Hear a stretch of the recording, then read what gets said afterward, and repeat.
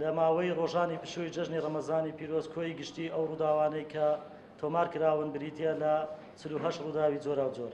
لە کۆی ئەو 48 ڕووداوە دیارە 44 ڕووداویان ئاگرکەوتنەوەی جۆرا و جۆر تۆمار کراوە و لەگەڵ ڕزگارکردنی سێ گەشتیار کە دانیشتوی شاری هەولێرن لە ڕۆژانی پشووی جەژن هەڵساون بە ئەنجامدانی مەلەوانی لە ڕووباری گەلی عەلیبەگ توانرا لەلایەن تیمەکانمان لە مەلەوانی و بەرگری شارستانی لە مەترسی خنکان ڕزگاریان بکەن. 44 ڕووداوی ئاگرکەوتنەوە 33 ڕووداوی ئاگرکەوتنەوەی پوش و پەلاش دیارە تۆمار کراوە. لە کۆی ئەو 44 ڕوودا و 33 ڕووداوی ئاگری پوش و پەلاش تۆمار کراوە. لە کۆی ئەو 33 ڕووداوە 121 دۆنەم لە پوش و پاوان سوتاوە و 4 ڕووداوی ئاگرکەوتنەوە لە زبل و خاشاک تۆمار کراوە لەگەڵ 2 ڕووداوی ئاگرکەوتنەوە لە ماڵی هاوڵاتیان زائیدەن لەگەڵ 2 ڕووداوی ئاگرکەوتنەوە لە باخچەی هاوڵاتیان و 2 ڕووداوی ئاگرکەوتنەوە لە کەلوپەلی گەشتیاران لە ڕۆژانی پشووی جەژن تۆمار کرابوو لەگەڵ 1 ڕووداوی ئاگرکەوتنەوە لە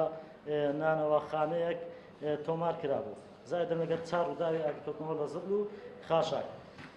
سەبارەت بە زیانی گیانی و زیانی مادی سوپاس بۆخوا لە جەژنی ڕەمەزانی پیرۆز زیانی گیانی دیارە تۆمار نەکرابوو تەنها زیانە مادیەکان تۆمار کرابوو.